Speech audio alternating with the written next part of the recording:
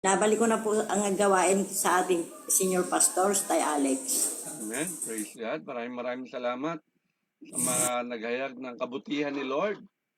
At sa araw pong ito, tayo ngayon ay gaganap sa ating Sunset First Watch Prayer. Day 169 na po tayo sa ubasan ng Prayer Faith Church Worldwide Ministries Incorporated. Gamit po natin ang platform ng Zoom. At salamat, ilan na po tayo sa platform ng Zoom ngayon? 29 na po tayo na nasa platform ng Zoom.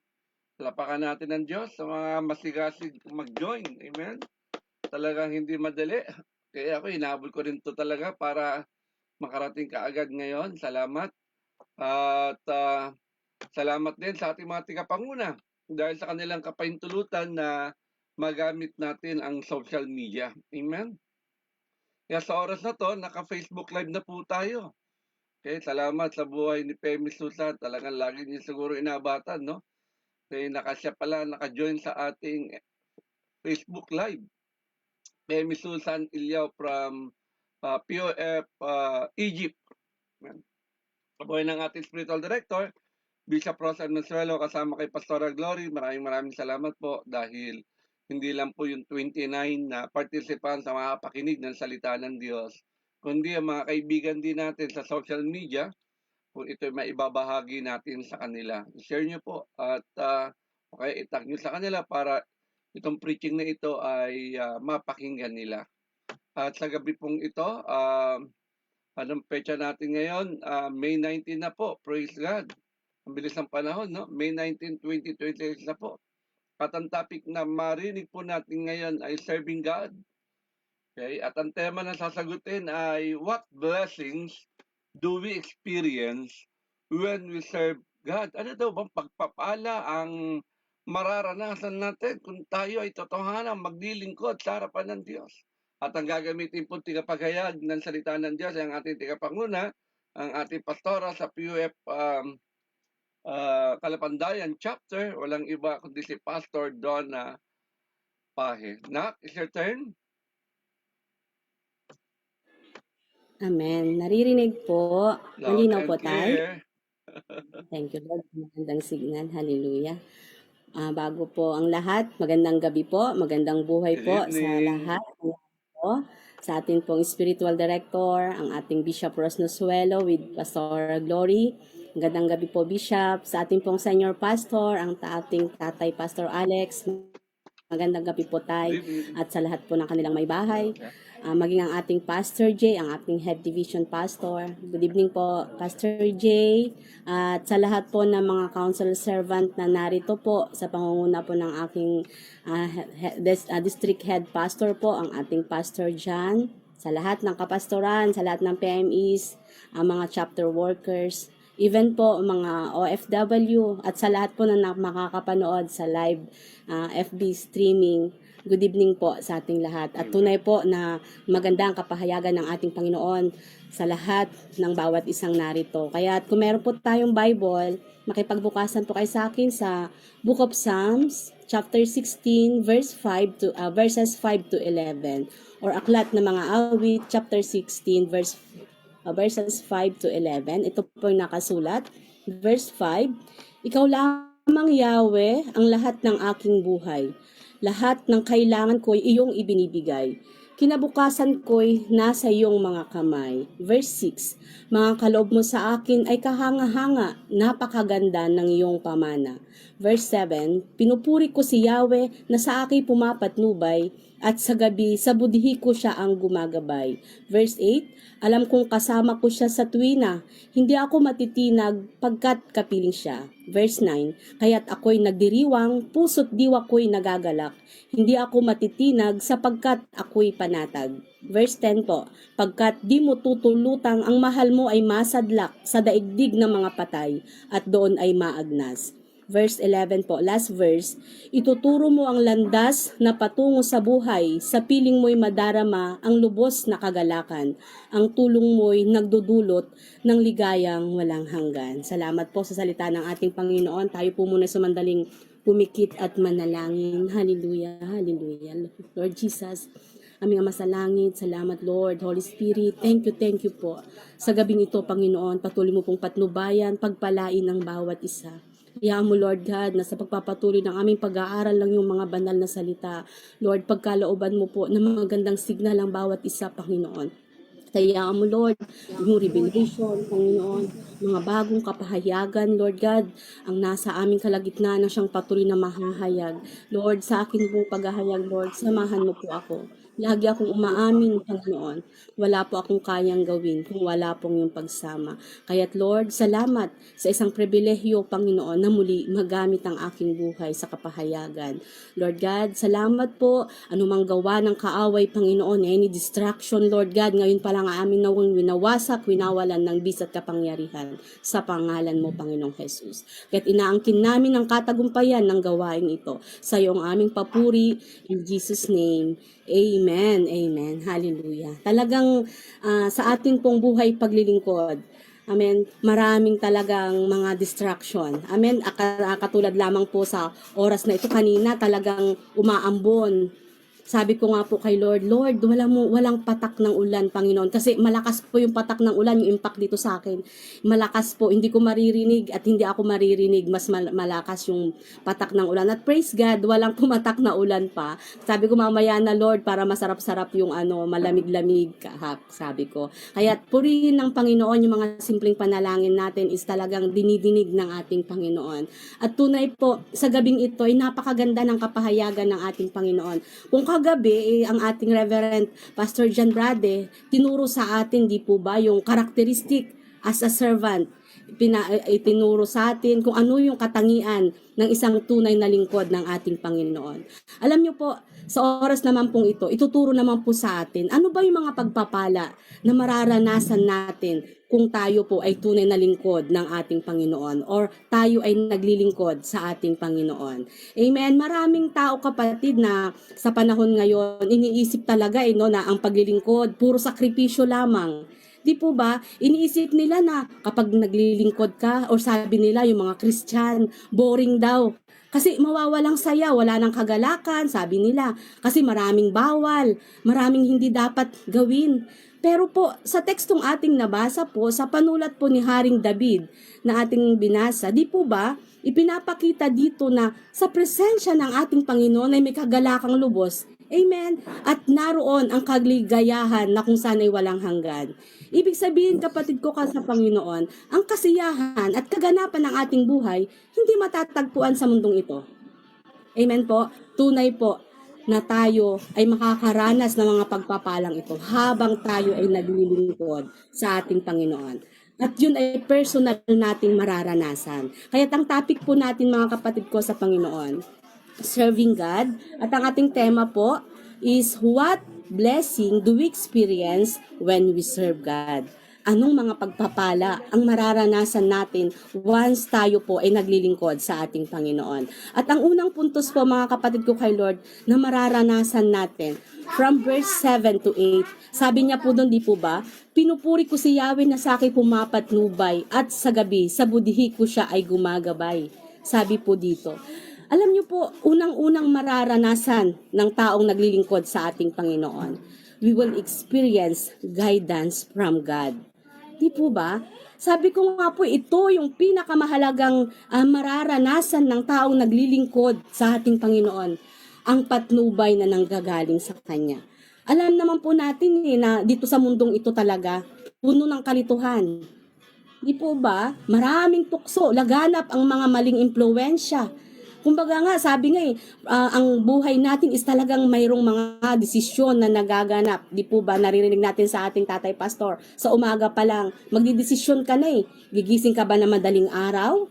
Magkakape ka ba muna o magpipray? At sa ganitong oras, a-attend ba tayo? Or magsasaing muna tayo? Di po ba, may mga desisyon talaga. Kaya napakahalaga po na sa buhay natin na naglilingkod sa ating Panginoon, may Diyos na gumagabay sa ating buhay.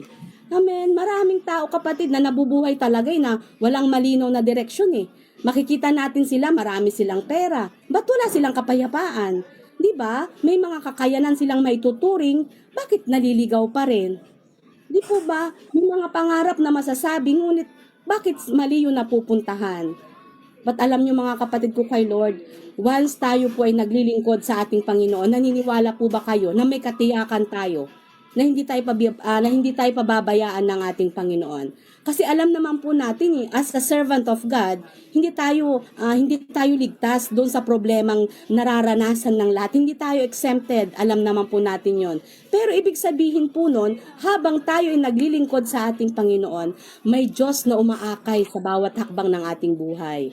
Hindi po ba ginagabayan niya yung ating landas? Kasi alam naman po natin na sa ating buhay paglilingkod, meron tayong Panginoon na siyang tagapagligtas natin. Kaya't nga po't inaangkin natin, di po ba? Ang Panginoong Jesus ang siyang ating dakilang pastor. Lagi niya tayong pinapatnubayan. Di po ba ang sabi? Pinapatnubayan tayo ng ating Panginoon sa landas ng katwiran. At alam natin, bilang lingkod ng ating Panginoon, na siya yung ating pastol as a tupa, di po ba napaka-delikado po bilang isang tupa na mag-isa ka na walang umaakay sa'yo. Kasi kung ang isang tupa is mag-isa, madali yan mawala. Kumbaga madali yan masila ng mga kaaway. Ganon din po tayo kapatid ko sa Panginoon sa ating buhay paglilingkod. Kapag wala tayong gabay ng ating Panginoon, madali tayong malinlang. Mas madali tayo na madapa sa kasalanan. Kumbaga, maliit na problema, malaking problema, agad-agad susuko tayo.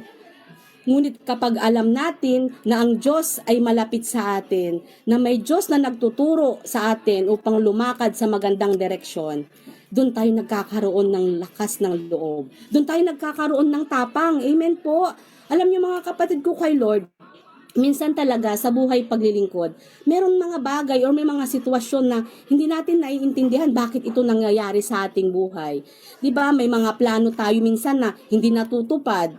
Minsan may mga gusto tayo na hindi yun ang nagaganap. Yung ayaw natin, yun yung nagaganap sa buhay natin. Di po ba? Pero kalaunan, habang tayo naglilingkod sa ating Panginoon, doon natin nauunawaan. Ay, kaya pala hindi nangyari yung gusto kong yon. Kasi inilayo pala ako ng ating Panginoon sa isang kapahamakan. Kasi inakay niya pala ako sa mas mabuti niyang plano. Di ba? Makikita natin talaga yung pagkilos ng ating Panginoon na siyang nagbibigay sa atin ng gabay at direksyon. Katulad lamang yan kapatid ng isang bata. Ang isang bata, pag siya'y tatawid ng kalsada, hindi niya yun alam kung mapapahamak siya. Hindi niya yun alam kung masasaktan siya. Di ba? Wala pa siya sa tamang wastong pag-iisip. At kailangan niya doon ng hahawak sa kanyang may isip upang siya'y makatawid ng ligtas. Ganun din tayo kapatid ko sa Panginoon, sa buhay natin, sa buhay paglilingkod. Maaring hindi natin nakikita yung panganib ng ating hinaharap. Pero alam niyo po ba na yung panganib ng hinaharap natin nakikita na ng ating Panginoon. Kung kaya't inuunahan niya tayo dun sa mga hakbang na gagawin natin. Amen? Kaya't napakapalad ng isang taong naglilingkod sa Panginoon na patuloy na nagpapasakop sa ating Diyos. Kasi mararanasan niya yung paggabay ng ating Panginoon na kung saan may marami siyang mga problema. Naroon po yung pagbibigay ng ating Panginoon ng malinaw na kaisipan. Kasi hindi naman po sa atin bilang lingkod ng ating Panginoon, di ba sabi ko kanina, hindi tayo exempted sa mga problemang ito. Minsan may mararanasan tayong mabibigat na problema, minsan problema sa ministry, minsan problema sa pamilya, di ba?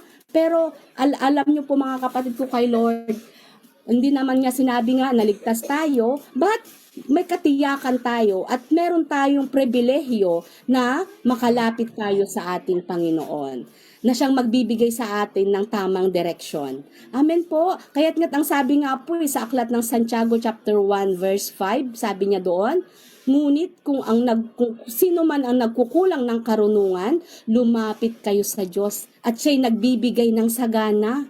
Amen. Nakita po natin yon.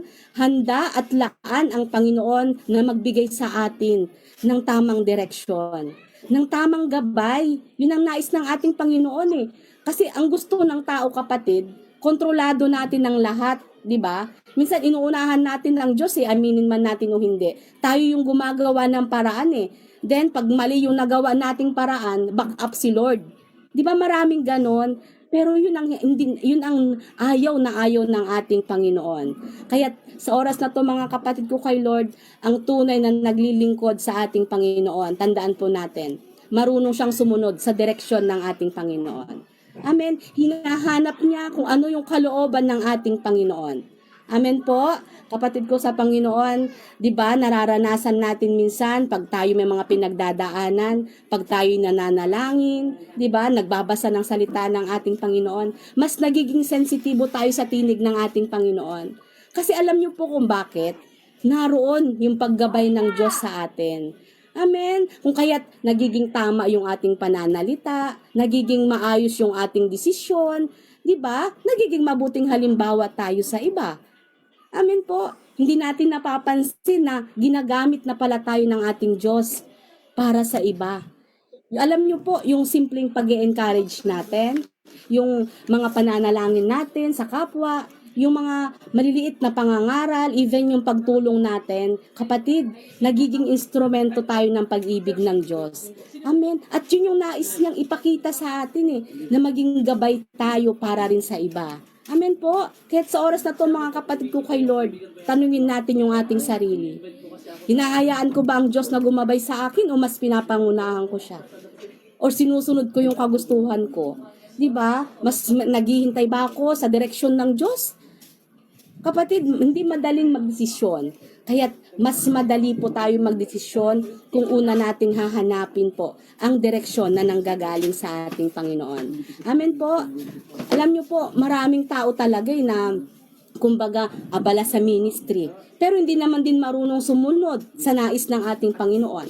Hindi naman nila pinapakinggan yung tinig ng ating Panginoon. Amen. Kaya't napakahalaga po sa buhay paglilingkod upang maranasan natin ang lahat ng mga pagpapalang ito. Amen po, na maging sensitibo tayo sa tinig ng ating Panginoon. Dahil tunay kapatid, nariyan siya sa ating tabi na siyang gumagabay at pumapatnubay sa atin. Amen? Bilang paalala kapatid ko sa Panginoon, alam nyo, sa mundong ito is sobrang mapanganib. Amen? Alam nyo, ang pinakamapanganib na lugar ay yung lugar na kung saan ang buhay ay walang gabay ng Diyos. Amen po. At ang pinakaligtas na lugar, kapatid, ang pinakaligtas, alam niyo po kung ano yon, nasa gitna ka ng kalooban ng ating Panginoon. Amen. Kaya't maaaring hindi madali yung daan mo ngayon, maaaring yung mga tinatahak mo is mabato, pero kapatid, ang gabay ng ating Panginoon bilang lingkod niya is nariyan. Willing si Lord na itama ka. Willing si Lord na i-direct ka para sa mas mabuting plano niya para sa iyo. Amen? Nais ng Diyos na makarating tayo sa layunin na inihanda niya para sa atin.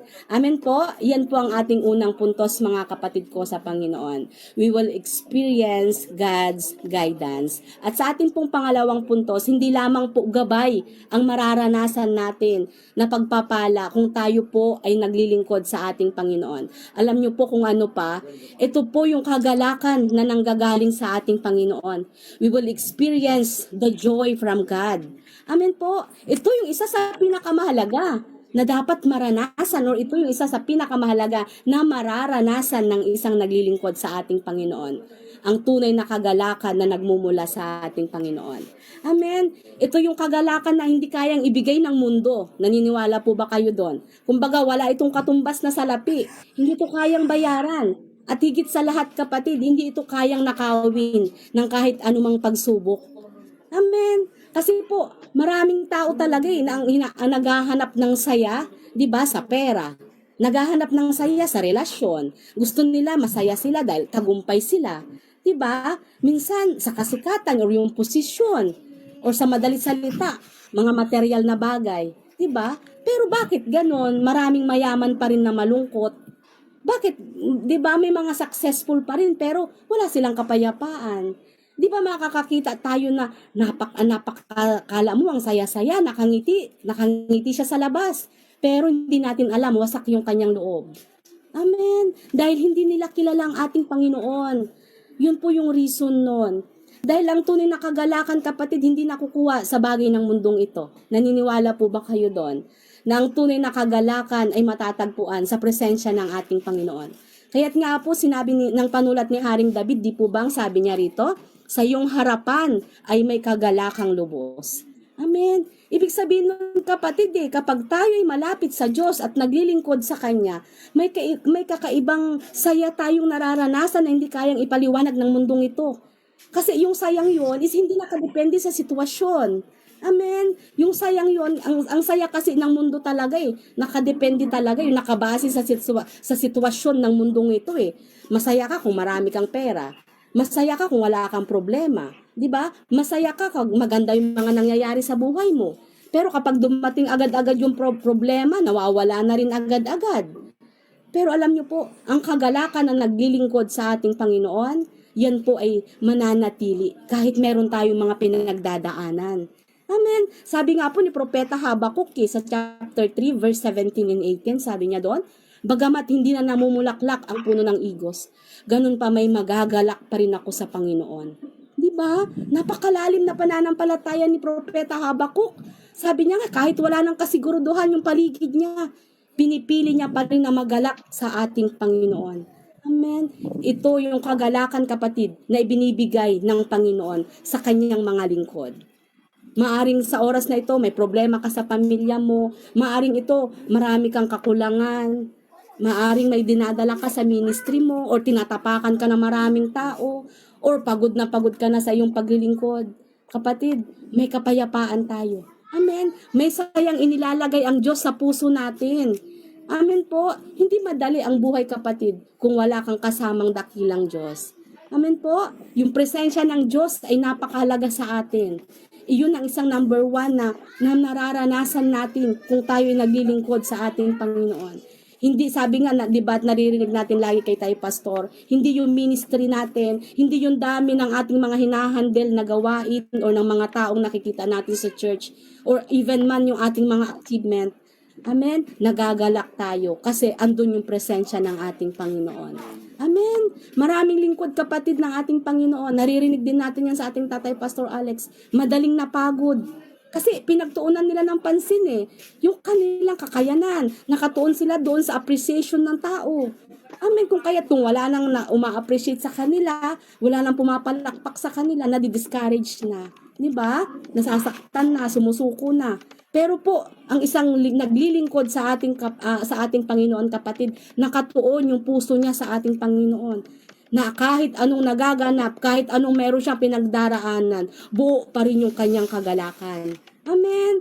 Kasi yung kagalakan ng ating Panginoon, yung kagalakan ng ating Panginoon, yun yung ating kalakasan. Sabi nga po yan sa aklat ng Nehemiah. Di po ba? Kaya't kapatid ko sa Panginoon, napakasarap isipin na yung paglilingkod natin sa ating Diyos na buhay is nagbibigay ng supernatural na lakas sa bawat isa. Amen. Ibinibigay niya yun, kapatid ko, sa pamamagitan ng kanyang banal na presensya. Amen po. Kaya di ba, kahit may mga pinagdadaanan tayo, payapa yung ating isipan. Kasi maraming pagkakataon minsan, di po ba, na talagang pakiramdam natin nadadry, pakiramdam natin empty.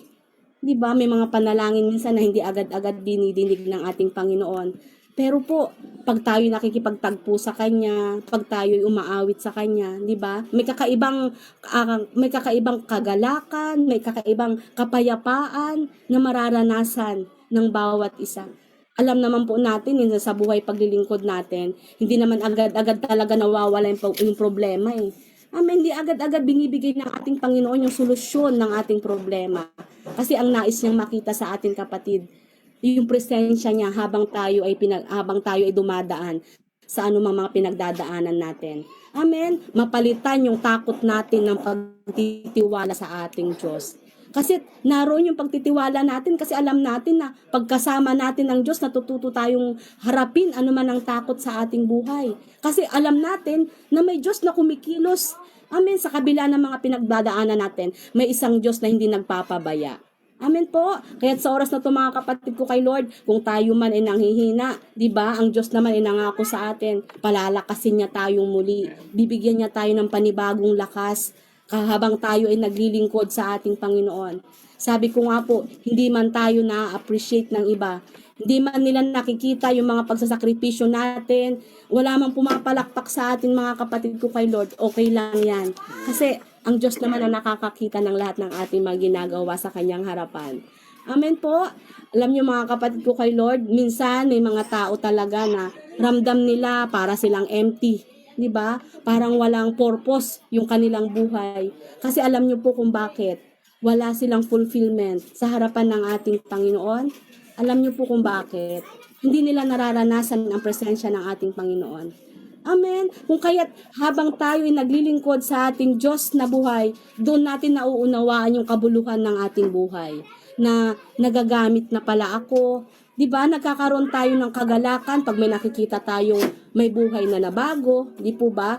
Nagagalak tayo pag nakikita natin na may kumbaga may naligtas na buhay, may mga taong lumalapit sa Diyos, 'di ba?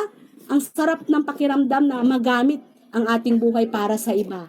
Maaring hindi tayo mayaman, yes, hindi tayo sikat, pero yung kagalakan na yun kasi hindi kayang matumbasan. Amen. Napakasarap po ng pakiramdam. Kumbaga yung kagalakan ng isang taong naglilingkod sa ating Panginoon, walang makakatumbas nito na maging kasangkapan ka ng Diyos sa buhay ng iba. Amen. Sabi niya nga po ang kagalakan ko'y mapapasa iyo upang malubos ang iyong kagalakan. Yun ang nais ng ating Panginoon mga kapatid ko kay Lord. Habang tayo nananatili at naglilingkod sa Kanya, mapupuspos tayo ng kagalakan. Amen. Kaya't sa oras na ito mga kapatid ko kay Lord, nakikita ba natin yung kagalakan natin sa mundo or nasa ating Panginoon? Kasi po, kung ang Diyos ang sentro ng buhay natin, kahit maraming laban, may kagalakan pa rin tayong mararanasan. Amen po, yung kagalakan na kahit may problema, amen, naroon pa rin yung kapayapaan. Yung kagalakan, nakala mo wala ng pag-asa, naroon pa rin yung ating buhay na pag-asa. Amen po mga kapatid ko kay Lord, ang kagalakan ng puso na naglilingkod sa ating Panginoon ay magkakaroon ng lakas upang magpatuloy sa paglilingkod sa Kanya. Amen po, yan po yung ating point 2 mga kapatid ko kay Lord. What blessings do we experience when we serve God? Ang point 1 po natin, we will experience God's guidance and we will experience the joy from God. At ito po yung pinaka-the best, ang ating point 3. We will experience eternal reward. Amen. Ang sabi po sa verse 11 ng ating tekstong nabasa, ituturo mo ang landas na patungo sa buhay, sa piling mo'y madarama ang lubos na kagalakan. Ang tulong mo'y nagdudulot ng ligayang walang hanggan. Akalain niyo po mga kapatid ko kay Lord, habang tayo ay maglilingkod sa ating Panginoon, mararanasan natin, matatanggap natin ang pagpapala, eternal reward. Amen. Ito yung pinakadakilang pangako ng Diyos sa tapat na naglilingkod sa Kanya. Ang pagpapalang walang hanggan, kapatid ko kay Lord. Amen. Ang mundong ito, maaaring bigyan Kanya ng pansamantalang mga pagpapala. Ngunit ang pangako sa iyo ng Diyos, habang ikay naglilingkod, pagpapalang walang hanggan.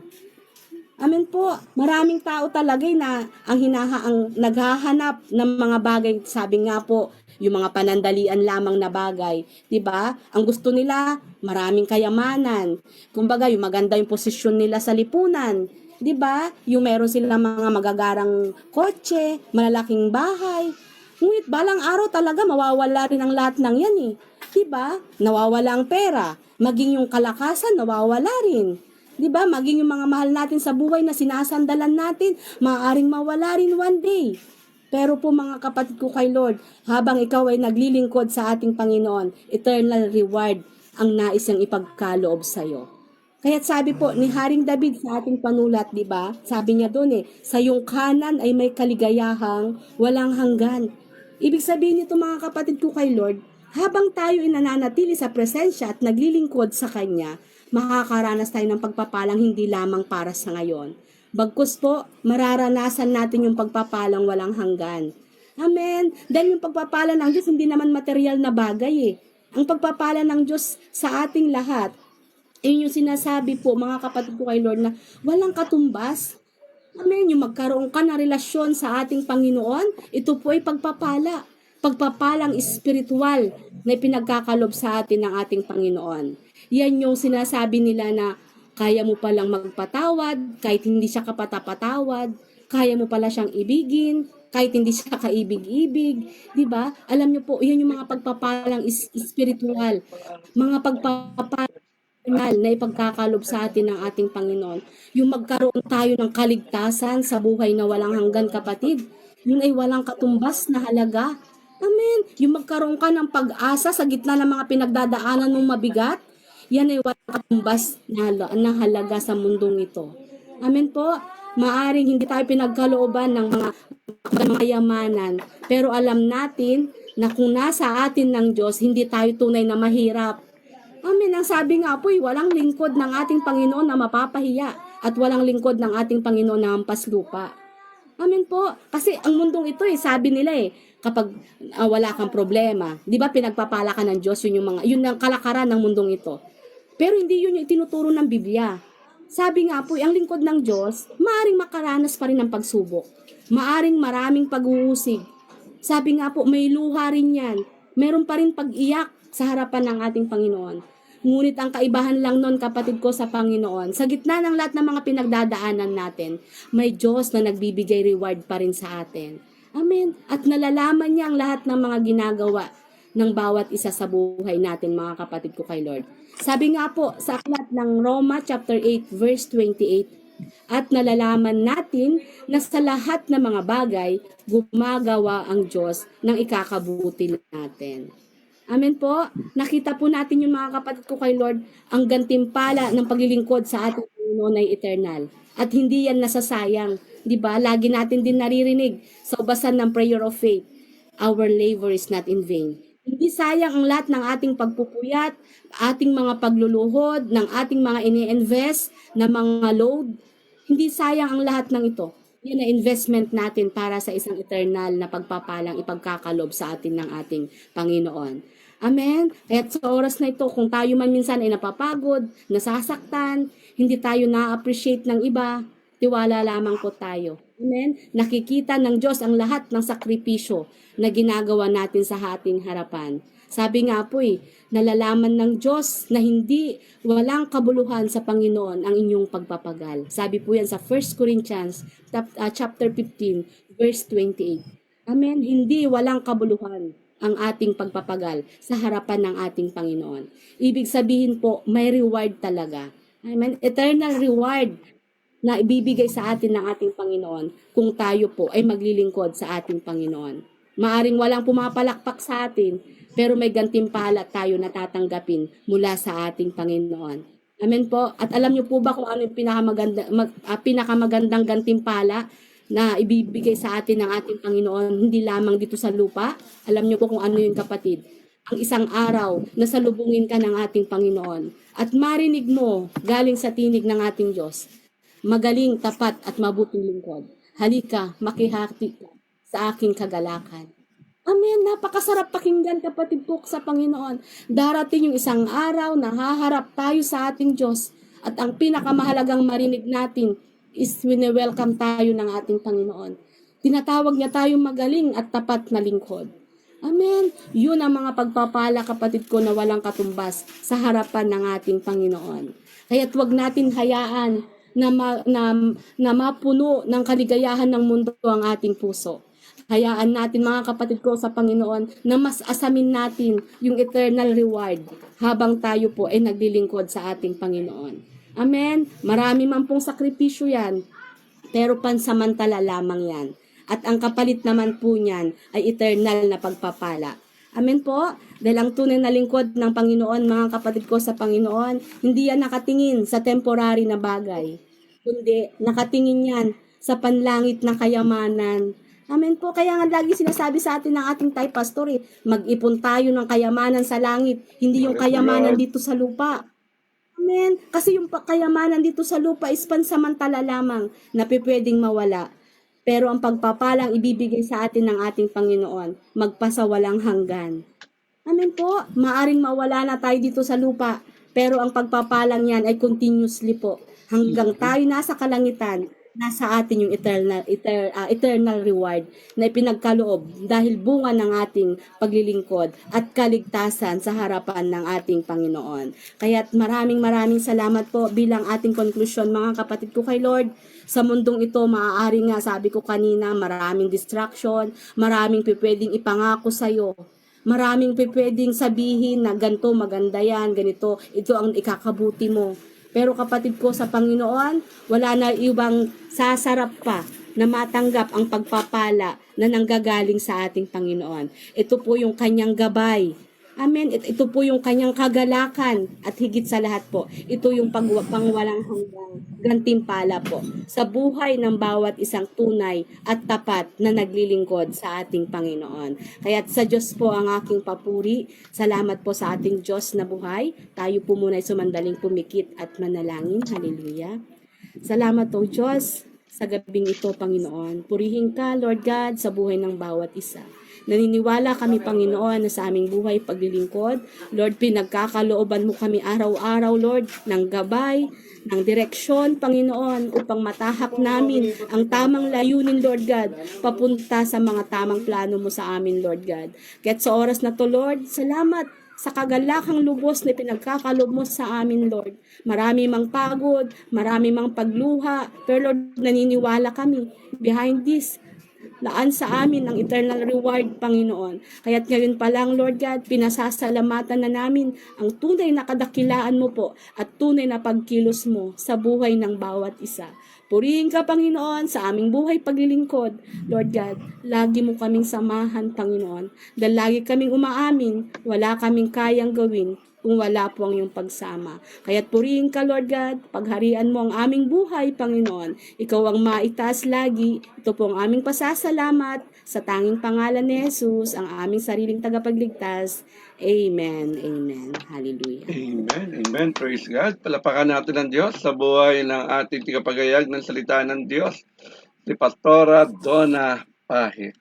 Tunay talaga, mga kapatid ko sa Panginoon, talagang sa paglilingkod natin ito, talaga nakaramdam tayo ng pagod.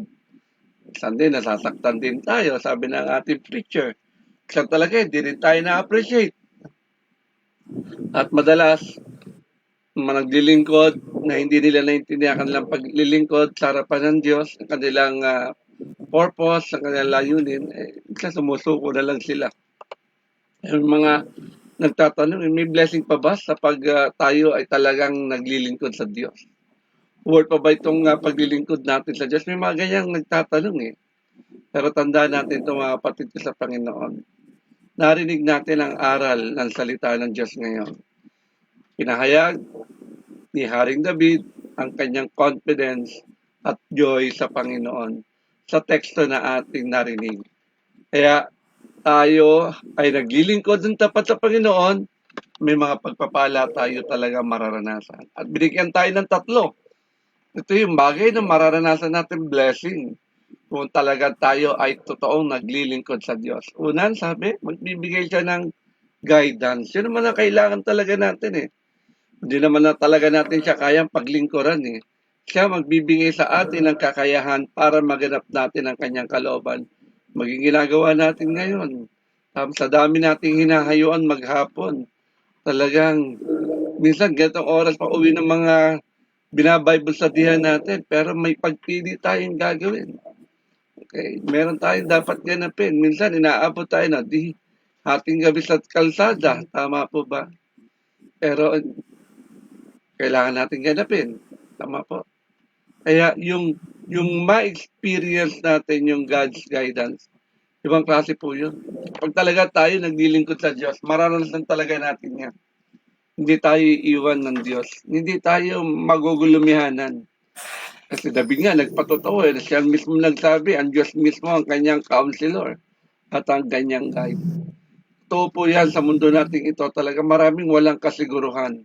Maraming temptation, maraming wrong influences.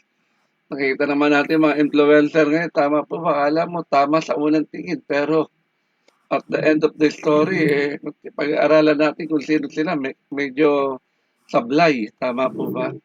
Ang iba nga, nagbabahagi pa, nagbibigay pa ng kanilang kuro-kuro sa Biblia, pero Titignan naman natin yung kanilang pamumuhay, medyo sablay din. Okay? Eh mga kapatid sa Panginoon, kapag totoong naglingkod tayo sa Diyos, totoo yan, mararanasan natin yung malinaw na direksyon. Okay? Sa lahat ng desisyon na gagawin natin, tandaan natin ito. Lagi natin hingiin sa harapan ng Diyos. Kaya napakalagang ginagawa natin ngayon. Yung mananalangin tayo. Yan yung magsasabi sa atin na ito ang gawin natin, ito ang gawin natin. Kakausapin din tayo ni Lord habang tayo lumalapit sa Kanya. Humingi tayo ng guidance sa Diyos araw-araw. Tiwala tayo doon sa gagawin niyang direction sa atin. Huwag tayong gumawa ng desisyon, mga kapatid sa Panginoon, nang hindi nagpipray. Tandaan po natin yan. At tiyak ako, hindi tayo mawawala sa direksyon ng Diyos. Ang gabay niya, mararanasan natin. Pangalawa, itinuro sa atin ng ating tigapagayag ng salita ng Diyos, we experience the joy from God. Kaya nga marami nagsasabi, mga born again yan, mga baliw yan. Bigat-bigat na lang ang problema, ang ngingisi-ngisi pa, tapos wala lang ang pera, nakangiti pa. Amen. Mga ganun, narinig natin. No? Tingin nila sa mga born again ay mga baliw. Bakit? Kasi nakukuha pa natin tumawa sa gitna ng mabibigat na daluyong ng problema. Bakit? Kasi may Diyos tayo na kapiling natin. Amen. May Diyos tayo nagbibigay kagalakan sa atin. Tandaan natin to, ang tunay na joy ay nanggagaling sa presensya ng Diyos. Yun ang wala sila. Yun ang hindi nila maintindihan. Bakit nagagawa pa natin ngumiti? Bakit nagagawa pa natin chill lang ang buhay? Kasi we are in the presence of God. Amen? Kahit may trials at problema, meron pa rin tayong joy. Tama po? Kinaalala ko yung kwento nila, sino ba yung kumakanta pa sa kulungan? Si Pablo at si Silas. Nakakulong na yun, ha? Pero nagwo-worship sila sa kulungan. Kita niyo po yun? Binubugbog sila doon, ikinukulong sila doon, kinulong sila doon, pinahirapan sila doon. Pero nagawa pa rin nilang kumawit. Nagpuri sila sa Diyos sa loob ng kulungan. Nakita naman natin kung ano yung ginawang himala ng Diyos. Tama po ba mga kapatid ko sa Panginoon? Kaya tandaan natin ito, gusto talaga natin maranasan ang joy, maglingkod tayo sa harapan ng Diyos. Amen? Hindi nakikita sa salibutan na to. Ang salibutan ito, sabi nila, they have joy. No. Ang meron sa salibutan ito, happiness. Nakatingin sila sa sitwasyon. Okay? Kaya nga, pinapaiwas tayo ng Diyos sa sanlibutan ito. Huwag tayong umayon sa takbo ng sanlibutan ito. Mag-iba na kayo ng pag-iisip. Ang linaw ng salita na yun. Sa Aklatang Roma, chapter 12, verse 2. Mag-iba na tayo ng pag-iisip. Be transformed. Okay? Kaya mga kapatid ko sa Panginoon, sa oras na ito, panghawakan natin ang paglilingkod natin sa Diyos, hindi malungkot. Kaya huwag kang sisimangot. Okay? Huwag ka, napangiti nga ako kanina na mahirap daw maglingkod sa Diyos ng walang pera. Kaya nakakatuwa talaga. Minsan, may mga ganong pananaw Pag wala kang pera, ibig sabihin, hindi ka na pwede maglingkod sa Diyos. Kailangan ba ng, sabi daw, walang organization na walang pera. Sa sanlibutan, tama yun. Pero hindi sa spiritual na paglilingkod sa harapan ng Diyos. The more nawawalan ka, the more na mararanasan mo ang kapangyarihan ng Diyos. Amen. Kaya nga, pastor natin, bakit masasaya yan kahit walang sweldo? Kasi nararanasan nila yung pagsama ng Diyos sa buhay nila. Amen? Ang sarap kaya gumising sa madaling araw na tiyak mo kasama mo si God. Tama po ba? Okay? Na kahit wala kang isaing, kahit wala kang ilutong ulam, masaya ka pa rin. Okay? Bakit? Kasi mabiyaya ang Diyos natin. Lang at tubar na lang ngayon Amen? Pero biyaya pa rin ni Lord. Alam po, bukas po, punuin ni God uli yan na makahayo uli. Tama po. Pag ganun lang yan Live one day at a time. Kasi ang problema sa tao next week pa yung problema, pero problema niya na ngayon. Okay?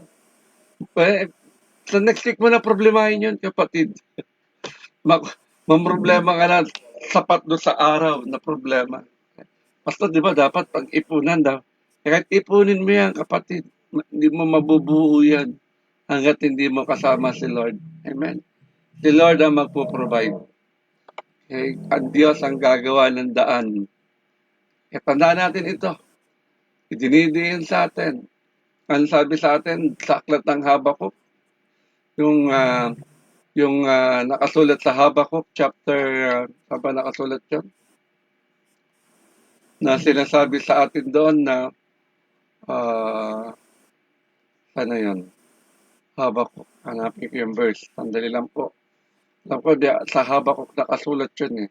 Kaya yung tagpo na yun, na kung saan, para ma-experience natin yung joy sa harapan ni Lord. Yung Habakuk chapter 3, verse 17 to 18. Ang sabi, yet I will rejoice in the Lord. I will joy in the God of my salvation. Si nagsasalita, si Habakuk. Alam naman natin kung anong klaseng panahon meron sa panahon ni Habakuk. Tama po ba? Pero biyaya ni Lord pa rin. Amen.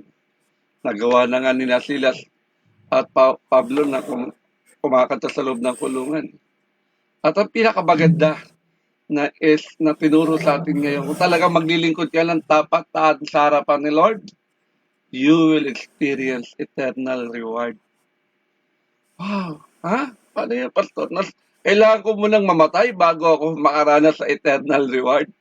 Ano sabi sa atin, tinuro panalangin, Ama namin sumasalangit ka, sambay ng alam mo, itinanlo mo dito sa lupa, parang nasa langit. Amen. Mga kapatid sa Panginoon, yung reward natin sa eternal, tapat kang maglilingkod dito sa lupa, ipararanas na sa'yo ni Lord yan. In thy presence is fullness of joy. Sabi sa Psalms chapter 16 verse 11. Katandaan natin ito, maglingkod tayo ng tapat sa harapan ng Diyos. Gawin natin ang pinaka-the best natin. Huwag natin sabihin, pwede na yan. Tama na yan. Ang gusto ni Lord, the best na paglilingkod. Maaaring hindi agad natin makita yung bunga nito, yung bunga ng paglilingkod natin. Time will come, huwag ka mag-alala. Hindi pipikit ang mata mo na hindi mo mararanasan yung pangako ng Diyos, yung reward niya. Kung ikaw yung magtatapat na maglilingkod sa Kanya. Okay? Tandaan natin, ang pinakamagandang reward ay hindi material things, kundi ang eternal life. Okay? Maging makasama natin siya lagi, makapiling natin yung presensya niya. Yan ang mga pinaka-the best na reward na matatanggap natin. Okay? Ang buhay natin na ginugugol natin para sa harapan ng Diyos, kala natin sayang to, itong ginagawa natin ngayon. Walang sayang. Yung iba pinagpapalit ito, makabili lang ng ganito, makabili ng ganyan. Yung binili nila bukas makalawa, sira na. Okay? Yung pinag-ipunan nila na matagal na panahon, wala na. Pero tayo, wow. Saan tayo nag-iimpok ng kayamanan? Doon sa pagdadala sa atin. Nag-iimpok tayo ng kayamanan saan? Sa langit. Dahil doon walang magnanakaw at walang tanga na maninira ng mga investment natin. Kaya, ano mang reward yan? Ang isang magandang halimbawa dyan ay sa buhay ni Stephen. Nakita niyo siya, no? Pinapatay na sa bato. Si Esteban. Nakita niya kasi yung heavenly reward natanggap niya. Okay? Pero yung sinabi niya sa harapan ng Diyos, katulad din ang sinabi ng ating Panginoong Yesus. Siya na humingi ng awa sa mga bumabato sa Kanya. Kaya habang binabato siya, nakita niya ang kaluwalhatian ng Diyos. Amen? Nakita niya na nakatayo sa langit ang ating Panginoong Yesus. Kapatid, hindi siya nagsabi, aray, masakit. Walang ganun. Ganun din tayo. Hindi tayo aaray, hindi tayo magreklamo dahil patuloy natin nakikita sa buhay natin ito yung ating eternal reward. Amen? Kaya mga kapatid, magpatuloy tayo sa paglilingkod kahit parang walang nakaka-appreciate sa atin. sa ituon natin yung puso natin sa eternal reward. Kung maglilingkod ka na rin lang, wag lang doon sa temporary rewards or temporary recognition. Maging tapat hanggang wakas. Tama po ba? Maging tapat. Alam ko, meron akong ano na yan nahugot din sa Old Testament, yung pagiging tapat hanggang wakas. Kaya madalas ginagamit lang natin yung Marcos 13:13. Okay. Kaya tandaan natin to, hindi nakakalimot ang Diyos sa bawat paglilingkod nating ginagawa sa Kanya. Kung tao, okay, nakalimutan na yung ginawa mo sa kanila, pero ang Diyos hindi niya kakalimutan yung ginawa natin sa Kanya. Kaya maraming salamat sa ating tigapagayag ng salita ng Diyos na Pastora Donna, talagang ang tunay na pagpapala sa paglilingkod natin sa harapan ng Diyos ay hindi ito earthly blessing, kundi ang Kanyang presensya, yung kagalakan meron tayo, at yung walang hanggang gantimpala. Yan ang gusto naman natin Kaya hindi naluluma. Kaya huwag na tayo mapagod sa paglilingkod. Dahil ang Diyos ay tapat. He is a faithful God na magbibigay ng reward sa tamang panahon. Muli, palapakan natin ang Diyos sa buhay ni Pastora Donna. At ibinabalik ko na po sa ating MC, Amy Helen Agar. Na,